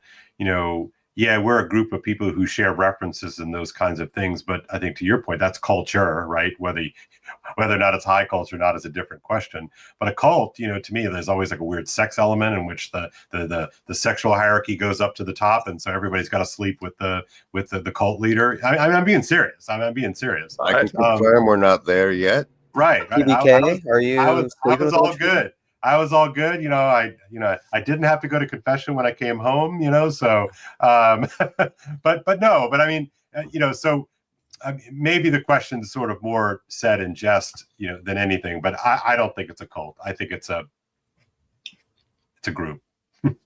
Isn't that what someone in a cult would say, though? Yeah. Yeah. Ask my harem. Yeah. All right. Closing thoughts, and then I'm going to drop the link. Mo, or you can popcorn it. You can go in any order you want to. Somebody else go first. I'll say this because I'm gonna go. I do think the space is very important. I think that us doing these little events, I mean, this is kind of how you've always said, Paul, you want to run things, is by not telling people what to do and letting them do what they want and seeing what happens. I mean, it's very it's very free and empirical that way. People can do whatever they want, and I think that will be a great thing. I think it's valuable. Otherwise, I wouldn't be doing it. I don't think it's a cult because people can leave whenever they want. And I think it's been another one of the huge reasons that I do this, and Peugeot said it a few times over the weekend, is that it really is it's filling a gap in my life that doesn't it's itching a scratch. It doesn't get scratched anywhere else. That's another huge factor with it. And like going to Jason's wedding with Jess, and I said, I've just kind of gotten comfortable. I mean, I don't know what it means, but it's kind of like, it's the same thing, not to bring this up with the universalism, where I'm just getting comfortable saying where I really am, where it's like some of my best friends are people that I met online. And that's just the way it is. I know it seems weird, but it really is true. And so it matters. It matters a lot to me. I find it very valuable and I love it. And if you don't, go do something else, I guess. All right. Thank you, Luke. Who's next?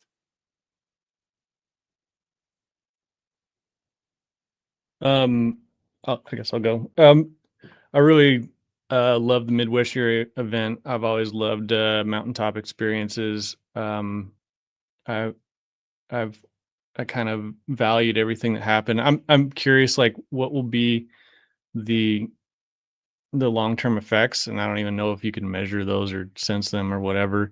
Like even the effect it had on Rod Dreher and how he spoke about it afterwards is really interesting to me. Like that the conference was actually different than other conferences, and in what way, and like, will that have any sort of, as Chad was talking about being an outreach event or whatever, like, uh, are there people in Rod Dreher's sphere that will be able to find some of this helpful, or um, and then even Peugeot said when he got up to give his talk, he wasn't necessarily like, he was very kind. I always saw people talking with him, and but he even got up and he said, whoever the organizers are really did a good job of making it seem like we're one big happy family.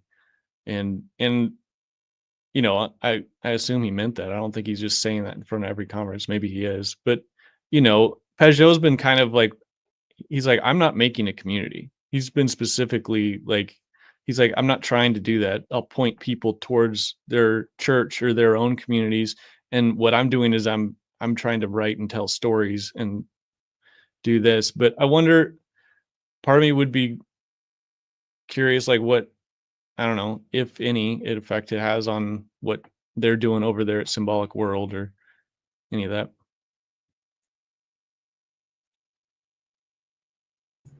I'll go.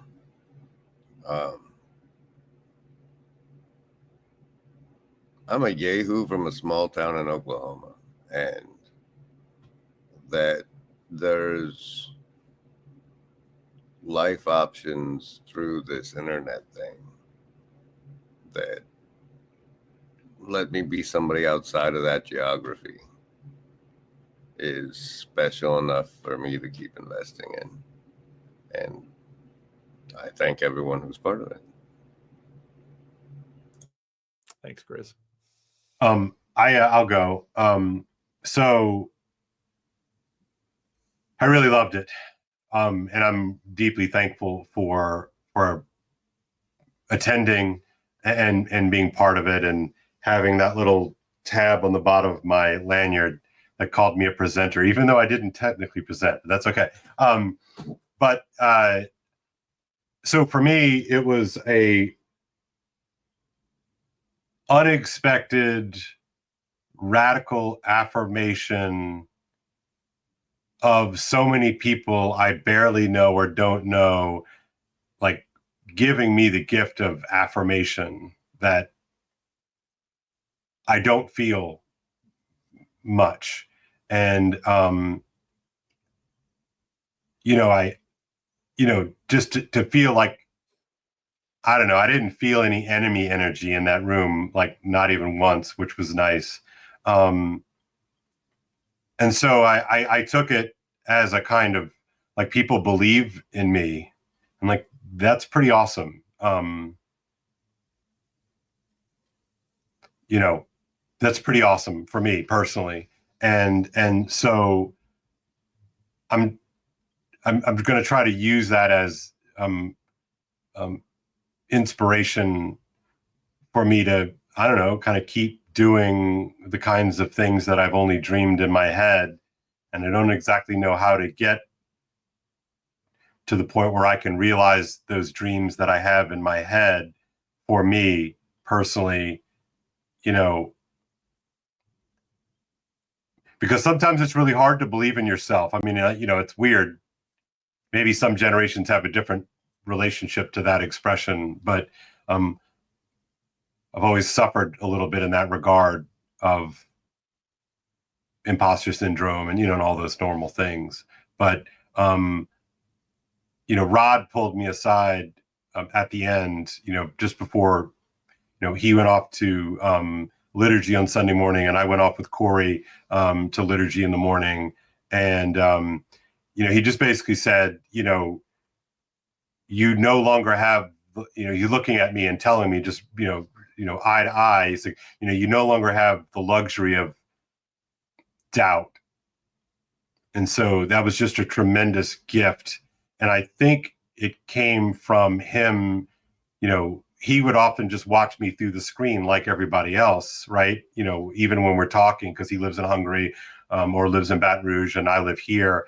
But to him, that gift was facilitated by this gathering in Elmhurst. And I'm just really, really grateful for that. And I want to make good on that overwhelming feeling of belief, period. And it was just really cool to talk with John Pvk and to trade notes and to sort of go do this like feedback, this sort of back and forth where I'm like, oh, have you heard this? And he's like, oh, have you heard? And I wanted to say goodbye to him before we left. And I was kind of thinking about it on the stage. And right as we were marching out with when the Saints go marching in, and like he came and found me and gave me a hug and just said he was so glad to meet me. And I was just like, man, like that's like ultimate stuff. I mean, John's a great guy and he's a super smart guy. And to be able to trade notes with him was really special. So that's it. Amen.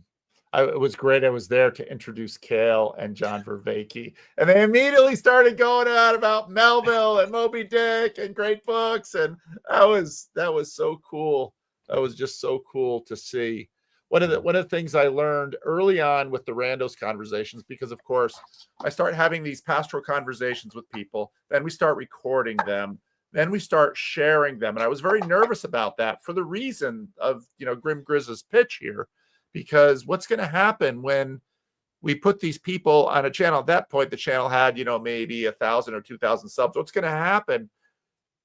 And what happened was people were so encouraging and affirming in the comment section. Elizabeth Oldfield had said at one point, the YouTube comment sections are just a disaster. But when I did that conversation with Paul and I read his comment section, it was a totally different thing. And again, this to me, I can't control that. Yeah, I can every now and then I'll wrench somebody, I'll kick out a troll. But for the most part, everyone here wants to be here. And unless they have a sort of a sick game they want to play in the community, when people don't want to be here, they leave. But the people who want to be here, they want something good. And so when they see beauty or goodness or integrity or even they just want to say an encouraging word because they can just smell that someone's struggling, that's a community I want to be a part of, because the world needs more of that. It surely does. And so to whatever degree I can sort of elevate a rando and lift that person up so that other people can celebrate and encourage and strengthen and help. But there's no better thing to do with your place on a hierarchy. So yeah, thanks, Cale. Okay, Mo, you made yourself last. I didn't mean to go last, but there was something I knew I wanted to share that my mind was going blank. But one aspect that often gets overlooked, and this might sound weird when I first say it, but one of the beautiful aspects of this conference is that CW wasn't there. Jacob wasn't there. Tayo wasn't there. And I was sad about it. Like I missed them. And what that says is that they mean something to me. And the fact that they weren't there, I was missing something real. And so somebody should do a conference real soon so that I can see them in person again. I don't even know if CW would come to our conference. That little. If you guys do one in Minneapolis, I chat with CW almost every day. I mean, CW leaving the corner. What does that mean? I remember when he was like, it's like, I'm leaving the corner. I said, oh, well, what does that mean? And then he says, does that mean I can't text you anymore? I said, no, CW, you can text me. Yeah, I need to send him a text. But no, you're right. What And membership tier is that CW gets attached to? That's what Alan. That's why you got that private jet. So no, Mo, you're exactly right, and that's also why, one of the things that we didn't talk about. Why I love it that people start conferences on their own initiative, because what that means is, if Luke does if Luke does a conference, he'll jigger that conference so Peter Rowland can talk. And it doesn't matter if Luke shared how many Peter Rowland videos, and a lot of us watch it and are like, I just don't quite get it. Doesn't matter. When Luke does his conference, Peter Rowland will get stage time, and he will force me to listen to him. He'll probably put me on stage with him and have me do a conversation with him. But if that's the conference that Luke wants to put up, that can happen. And in the lake in February. That's where you'll have your conversation with Peter Rollins. Well, everybody will be inside then, so So, this to me is what this is about, because every conference we do, there'll be some people there and some people not there. And that's why I love the small conferences, because when I did my retreat at my sister's, the people who showed up, and then one who was totally random that nobody knows about, he's like an installer, he came, and then he came to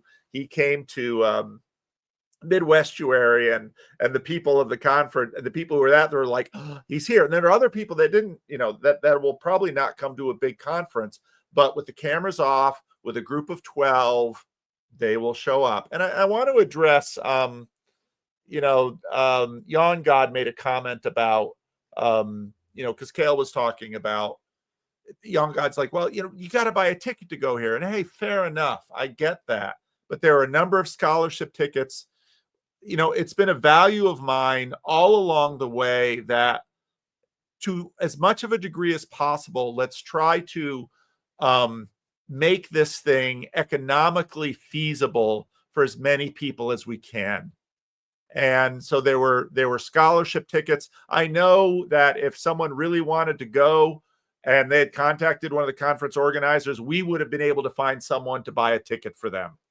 And what I have to say to that is, every Sunday morning again, starting again, and because we took a pause because of all my summer travel, but starting in September again, every Sunday morning here at Living Stones at 9 a.m., there is an estuary meeting, and there are plenty of open seats. So if you want to come to Sacramento and be in a part of an estuary group with Celebrity Me, I'll tell you, there's no line at Living Stones.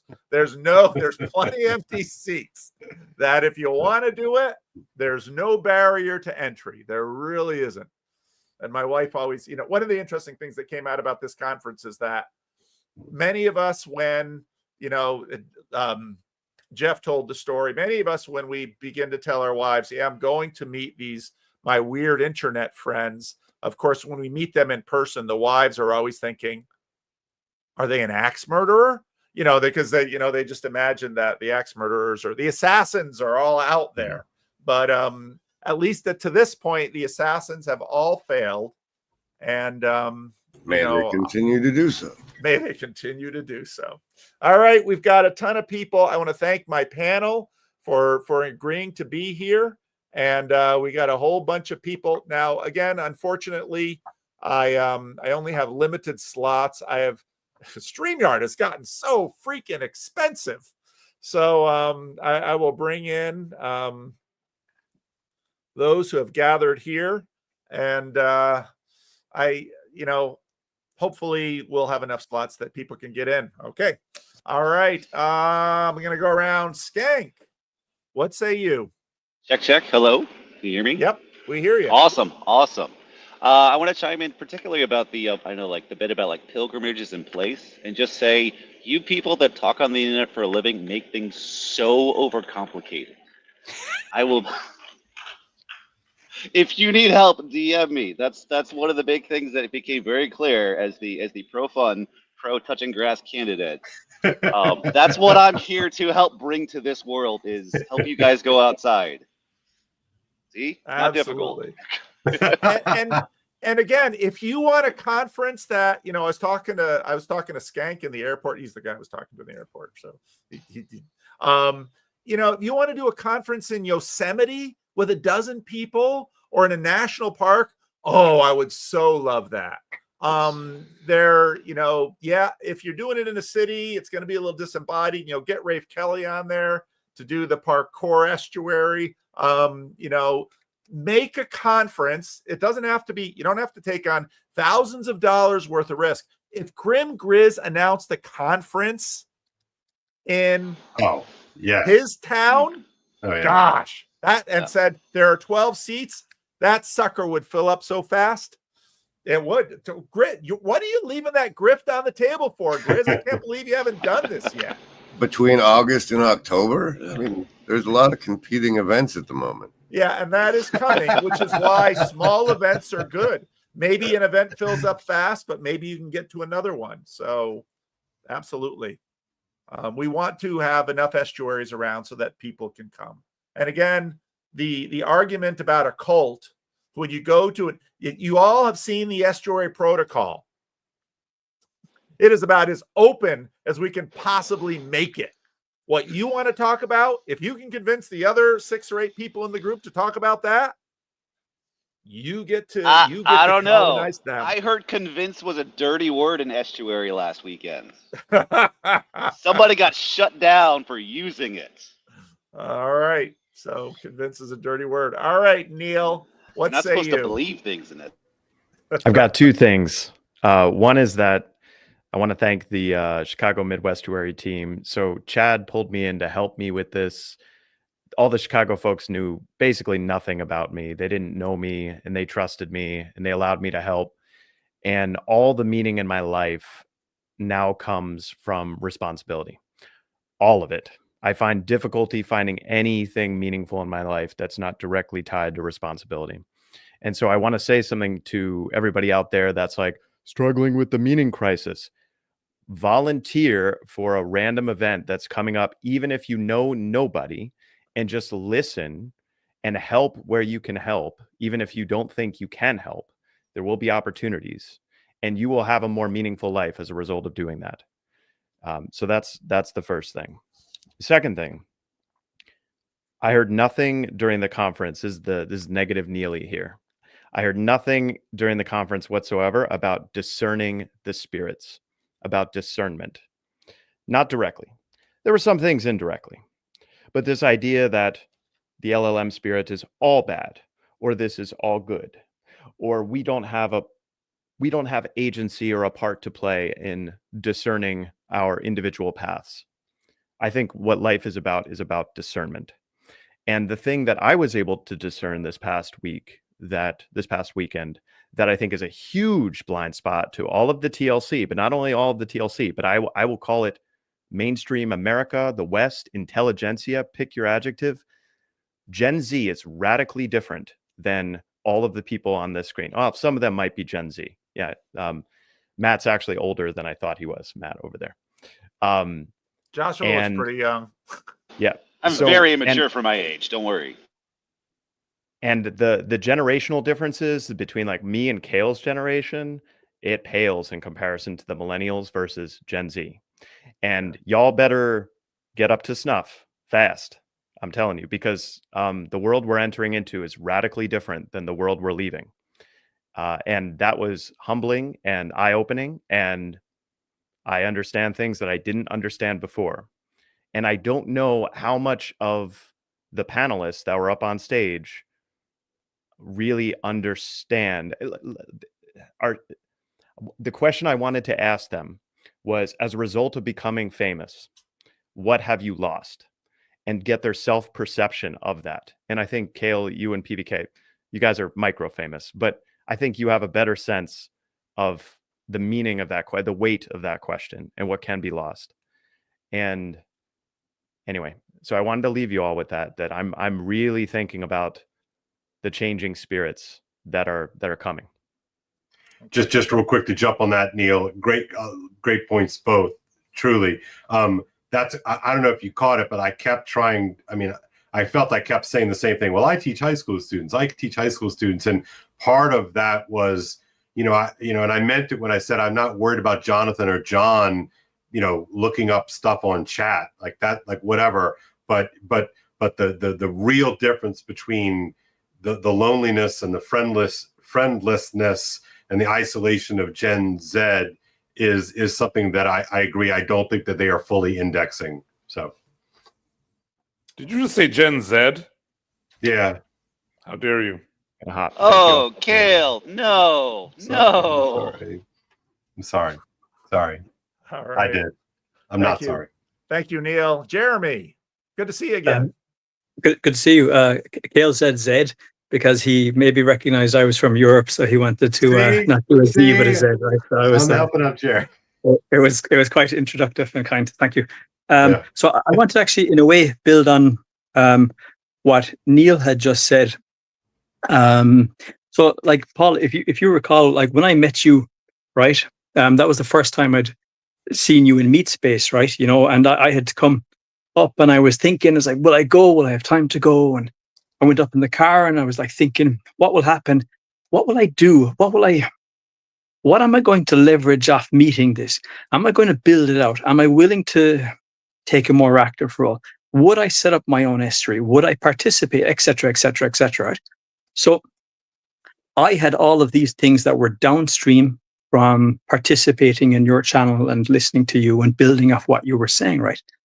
And how this manifested in Meet Space was me saying to you, I wasn't there to meet you. I was there to do the estuary, right? Which let me assure you was not the message I wanted to give you, right? But that was tremendously awkward, and yet I still did it, right? Why? Because in a way I was used to interacting with you in a 2D situation where I was thinking in my own mind. And even though you were 3D, I was still interacting with you in a 2D way. I was still thinking and talking as if I were driving in the car, except instead of thinking and talking to myself, I was talking literally to you, right?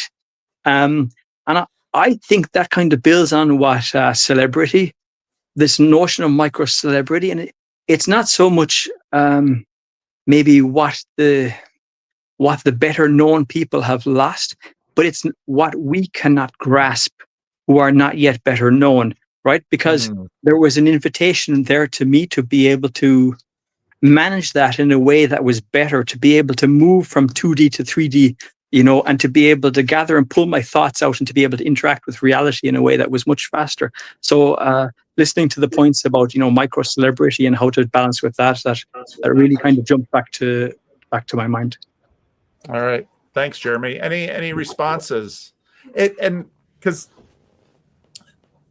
boy, I mean, what Neil just said about Gen Z is so true. So I have two kids who are Gen Z, and 2.5, because one's sort of on the border.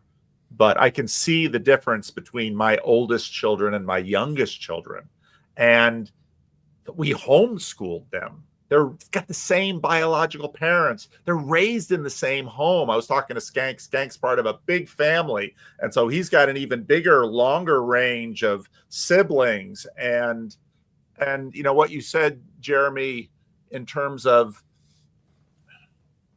the Gen Z are natives to this world that I, as, just at the edge of the boomers, I look at it and it's like, holy cow, what is this doing? And there are times, and I remember older generations that looked at the world of set in just horror at, people are bringing televisions into their homes and they're spending how much of their time watching that, and how much of their information are they getting through that? And so this, trying to figure out how, and so here I am in the Netherlands, and we're in the Van Os compound, and which is just if you haven't really gotten to know the Van Osses, you really have to. They are special tribe. But no, very, very true, Jeremy. Very true. All right, Mark D. Parker. Sorry I missed it. Feeling the FOMO. I thought of you quite a bit. You would have loved it.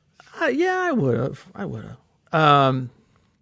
Love to talk about something about what you've talked about, but something has really been lacking this whole stream, and that is any attention paid to Living Stones. Go to livingstonecrc.com/give to make your donation today to lengthen that runway. Give them time to figure out the future. Keep Paul going at his base of operations so he doesn't have to be operating out of his bunker, and make it happen. Give a little, give a lot, give whatever you got. You can even send in Benjamins and Lincolns and Washingtons in an envelope. They even got a what did somebody say? Meat space address. You've got a real snail mail address, so you can even snail mail a check or cash. I'm sure it will all be fine if you wrap it in paper. Nobody will steal it. It'll be fine. But give like your life depends on it. Okay, that's my pitch. Living Stones, crc.com. /give. Is it backslash or forward slash? I don't know. One of the slashes. What a slash, yeah. Or just go there and there's a give button all the way over to the far right, at least on my page. Thank you, Mark. We are meeting with the church visitors tonight. Myself and the council. Church visitors are just people from other neighboring congregations, and we're due for a church. Oh, look at the dog! Look at the dog! We were meeting with the church visitors anyway, and so now we'll have something to talk about. And I think Classis is going to probably provide us with a counselor, which I think will be really nice for the council, because of something like this, it's hard for me to. I mean, the church has its own decision to make apart from me, and what we talked about today, impacts that, because I think about if as the number of estuary events continues, it's like, well, how many of these estuary events can I go to? How much of my time should I be spending traveling around the world going to estuary events? Now, obviously, if I didn't have Living Stones, I'd have way more time to do that.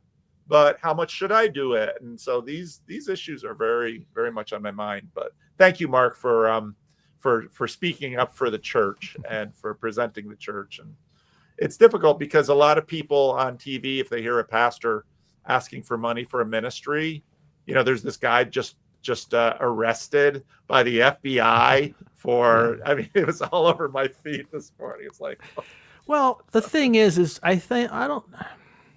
don't think people understand how much Living Stones has given the corner just by giving you your day job and an office from which to work, and that stability of setting where you could kind of create a home studio or office studio, and it's a huge contribution that just has gone unacknowledged largely. And I think it's time to pay a little attention to it and pay back a little bit, because there's a lot of us here that can pay back a little at least. And so that's my feeling about it. And I'm not Reformed, by the way. I had to make the conscious decision not to become Reformed after I left my church. I entertained the possibility quite seriously, but that doesn't mean I do not love you and will not support you. So absolutely. Thank you, Mark. All right. Bye-bye, guys. Right. Joshua, what's on your mind? Hey, how's it going? Good. So talking about like when am I my true self, that I had two competing ideas going throughout the entire conversation. And we have this hierarchy of experience. So you could say like us at church, us at the grocery store, us on the toilet. And at first I was like, well, all of it is our true self. Like that's the entire reason Christ went down to Hades. It's because he is both above the hierarchy and also below it. Like, is Christ less in the mundane than